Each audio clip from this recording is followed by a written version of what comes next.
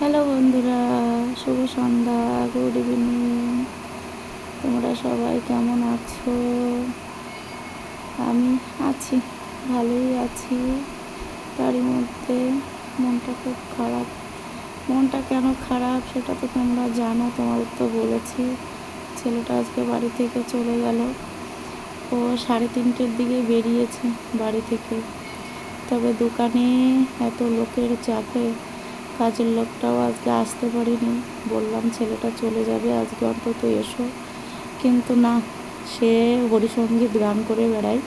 সে চলে গেছে গানে, তাই সে যদি না আসে তাকে কি জোর করে আনা যায় বলো? সেই কারণে আমিও আজকে দোকান থেকে বেরোতে পারিনি। দোকানে বসেই ছেলেকে রান্না বান্না করে ছেলের টিফিন করে দিলাম, পরোটা আর চিকেন কষা করে দিয়েছি। ছেলে গেছে, ছেলের 3টে বন্ধু গেছে হাওড়া থেকে ট্রেন, রাত 11টার সময়। 3:30-র সময় বাড়ি থেকে বেরিয়েছে। 3:30-র সময় বাড়ি থেকে বেরিয়েছে। প্রচুর পড়েছে গরম, তার মধ্যে দোকানে কাজকর্ম করেছি, ছেলের জন্য টিফিন করেছি, সমস্ত কিছু দোকানে বসেই গোছগাছ করে দিয়ে আজকে বাজার থেকে ছেলেকে পাঠিয়ে দিলাম বাড়ি। আর আমি আসতে পারিনি। তবে ঠাকুমা যদি আসতো হয়তো একটু বাড়িতে আসতে পারতাম, কিন্তু উনি আসেনি দেখে আমি আর বাড়িতে আসতে পারিনি। আর বনগা হয়ে গেছে ছেলে। আমি একটু আগে ফোন করেছিলাম, কথা বললাম।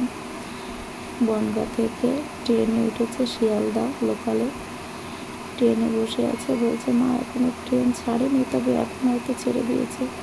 আমি 20-25 মিনিট আগে ফোন করেছিলাম। সেই কারণে গরম তো পড়েছে, তার মধ্যেও তো আমি রেস্ট পাই না, একদমই রেস্ট পাই না। আর কাজকর্ম করি, যাই করি না কেন, সারাদিন শত কাজ করলেও বাড়ি এসে যখন ছেলেদের হাসি মুখ দেখি না, তখন আর কষ্ট ক্লান্তি কিছুই থাকে না।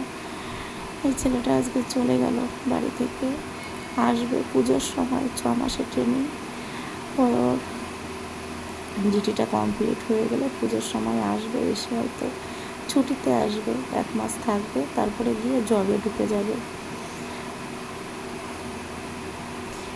সারাদিনই তোমাদের সঙ্গে দেখা করতে পারিনি।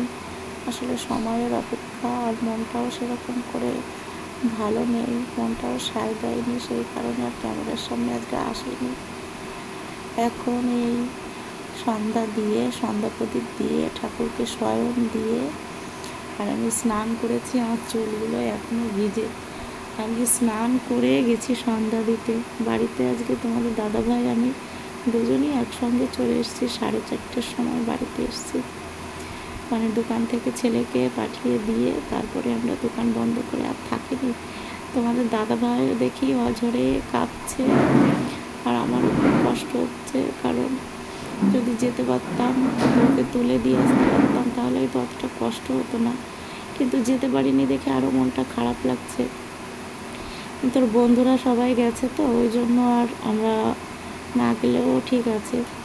তাই তোমাদের দাদা ভাইয়েরও দেখি চোখ দিয়ে অঝরে জল ঝরছে। আমারও সেই একই পরিস্থিতি। আর দোকানে থাকিনি, দোকান বন্ধ করে বাড়িতে চলে এসেছি।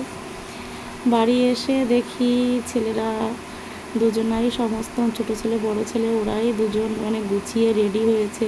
ছোটো ছেলে হেল্প করেছে, বড় ছেলেকে আর বন্ধুরা হেল্প করেছে। আর ছেলের সমস্ত কিছুই ছেলেই আবার গুছিয়েছে, আমি আর নিজে কিছু গুছিয়ে দিতে পারিনি।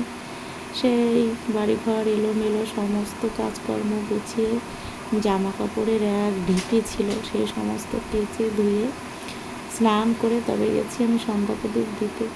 সন্ধ্যা প্রদীপ দেওয়া হয়েছে, একটু পরেই ঠাকুরকে শয়ন দিয়ে এই যে দেখো মেঝেতে শুয়ে আছি। খাটের উপরে তোষকে প্রচুর গরম লাগছে, তাই মেঝোতে ঘর মুছেছি। ঘর মুছে মেঝোটা বেশ দেখছি ঠান্ডা লাগছে, তাই মেঝোতে একটু শুয়েছি। একটু রেস্ট নেব এখন, তারপরে রাত্রে রান্না বান্না দেখা যাক কখন কী হয়। তাহলে সবাই ভালো থেকো। আর তোমাদের দিদিভাইকে যদি সম্ভব হয়, তোমাদের যদি সময় থাকে, একটু কমেন্ট করো। সবাই ভালো থেকো। Good night.